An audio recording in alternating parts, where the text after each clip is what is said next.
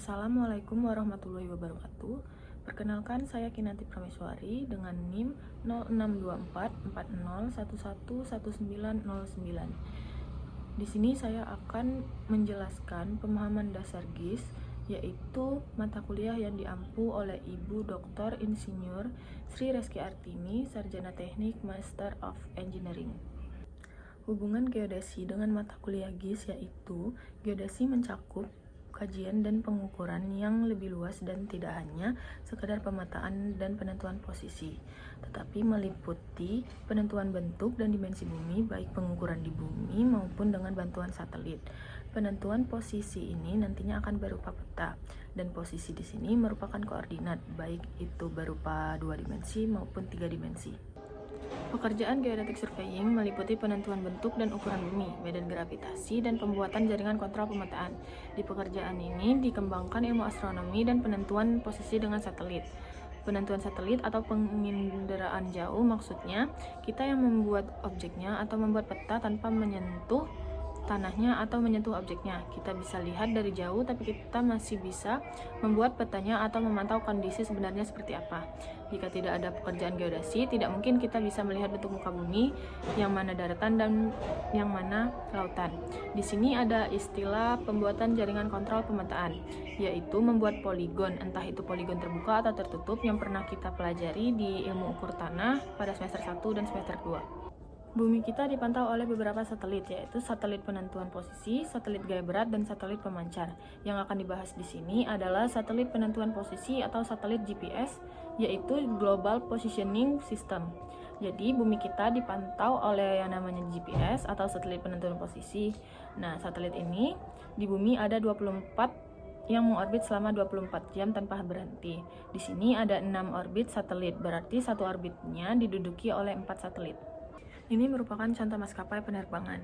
Maskapai penerbangan yang ada di Indonesia per jamnya banyak yang terbang. Pesawat terbang dilengkapi dengan GPS. GPS tersebut merupakan satelit. Alatnya disebut sebagai receiver GPS atau alat penangkap sinyal satelit GPS. Alat tersebut dipasang di pesawat lalu menangkap sinyal satelit GPS-nya.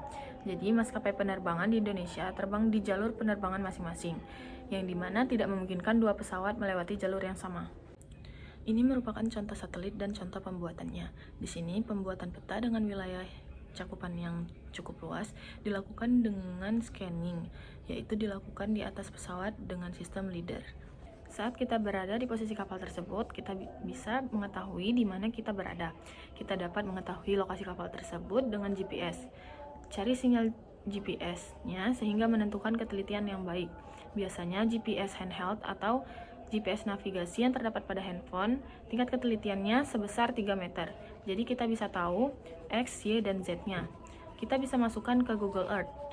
Bisa diketahui koordinat dan keberadaan di bagian mana dari lautan tersebut kapal berada. Untuk gambar ini kita bisa lihat seberapa pentingnya posisi. Gambar yang sebelah kiri terlihat jalannya tinggi. Jika posisinya benar, tidak mungkin ada jalan di atas tiang yang tinggi dengan bumi yang curam. Pada gambar di sebelah kanan, pondasi tersebut memiliki kesalahan pada posisi atau koordinatnya. Gambar ini adalah gambar posisi bumi. Bisa dilihat pusat massa bumi. Gambar ekuator bumi membagi bumi menjadi dua, yaitu utara dan selatan, di mana untuk garis meridian dan garis bujurnya diawali dengan 0 derajat. Dinamakan meridian Greenwich yang ada di London. Kita perhatikan posisi P dan Q menggunakan alat GPS dan sinyal satelitnya beredar mengelilingi bumi ini. Penggambaran secara sistematisnya, kita bisa melihat ada orbit satelit GPS-nya di mana, meridian pengamatnya di mana, X, Y, Z atau lintang bujurnya itu ada.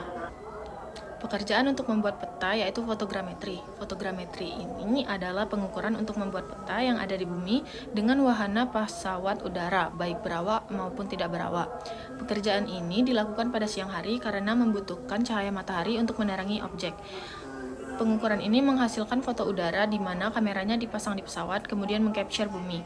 Ini teknik penginderaan jauh karena tidak menyentuh objeknya secara langsung. Sebaiknya dilakukan di bawah jam 10 pagi, karena jika di atas jam 10 pagi akan berpotensi ada awan yang menutupi hasil gambar yang diambil. Ini adalah contoh penginderaan jauh atau remote sensing. Gunanya adalah jika ingin mengetahui luas pulau tanpa mendatangi pulau tersebut. Kartografi ini adalah seni ilmu dan teknologi dalam pembuatan peta. Proyeksi peta desain dan reproduksi peta dipelajari dalam ilmu kartografi ini. Peta bentuknya 2 dimensi. Ada juga peta yang sudah ada ketinggiannya atau namanya elevasi. Dulu, peta disimpan di kertas dan dilipat. Sekarang bisa disimpan dalam bentuk soft copy di laptop sehingga mudah diedit dan juga diupdate sesuai perkembangannya. Di sini ada perkembangan peta yang dulunya peta itu dibuat dengan tidak mudah, tetapi sekarang dibuat dengan sangat mudah. Peta dapat dibuat menggunakan GPS atau penghindaran jarak jauh dengan menggunakan citra satelit. Engineering surveying mencakup pemetaan topografi skala besar sebagai bagian dari desain rekayasa seperti jalan dan jembatan. Istilah untuk desain rekayasa atau teknik sipil, misalnya ada peta jalan, isinya hanya peta jalan saja dengan skala besar, contohnya 1:5000, yang artinya gambar sangat detail karena hanya mencakup satu objek saja. Peta adalah gambaran objek permukaan bumi yang digambarkan dalam bidang datar atau 2 dimensi dengan skala dan proyeksi tertentu. Ingat, pada skala peta yang baik, itu skalanya 1:1, tetapi itu tidak mungkin karena tidak ada kertas yang sebesar lapangan. Proyeksi peta adalah ilmu yang mempelajari hubungan antara besaran-besaran di atas permukaan bumi atau bidang lengkung dengan besaran-besaran di atas peta pada bidang datar. Untuk wilayah di atas 37 km dikali 37 km memperhatikan efek kelengkungan bumi. Efek kelengkungan bumi yaitu ada model bumi, ada geoid yang buminya dikosongkan airnya, lalu ada elipsoid yaitu model bumi mudah ditulis rumus matematisnya, di bidang datar, dipaksa datar, dan berbentuk petanya. Model bumi yang mau didatarkan harus melewati fase-fase tersebut. Jika kita memasang bidang lengkung menjadi datar seperti bola plastik yang dibelah, pasti akan ada distorsi atau perubahan jarak, sudut, dan luas. Hal ini tidak dapat diubah, tapi bisa dikurangi. Gambar di sebelah kanan adalah berupa gambar citra bentuk foto yang dapat diubah menjadi gambar seperti yang di sebelah kiri, berupa peta garis atau peta digital. Garis kontur dimanfaatkan oleh teknik sipil untuk perencanaan galian dan timbunan. Generalisasi peta pada skala besar, yaitu angkanya kecil dan gambarnya detail, ke skala kecil, angkanya besar dan gambarnya luas. Dari 6 gambar tersebut, paling baik adalah gambar peta yang sesuai kebutuhan. Kalau teknik sipil mengambil skala besar seperti 1:10.000. Syarat peta yaitu yang pertama ada judul atau jenis peta, yang kedua lokasinya ada di mana, yang ketiga legenda yang digunakan untuk komunikasi pembuat peta dengan pengguna. Selanjutnya ada metadata, yaitu sumber data atau sejarah peta. Selanjutnya ada absis dan ordinat. Lalu ada skala peta dan arah mata angin. Di sini ada contoh peta active volcanoes dan ring of fire. Indonesia punya banyak gunung berapi dan pulau-pulau kita banyak yang timbul tenggelam karena pasang surut. Cerita tsunami Aceh 2004 dengan skala 8,9 SR terjadi karena patahan di lautan, sehingga air laut masuk lalu muntah lagi. Pergerakan lempeng ini berpindah-pindah dari Aceh ke Mentawai, Padang, Bengkulu, Selat Sunda sampai ke Bali. Di Kalimantan aman karena tidak ada patahan lempeng. Palembang juga tidak ada patahan, tapi udaranya panas karena dekat dengan garis khatulistiwa. Gunung berapi mempunyai karakteristik meletus yang berbeda.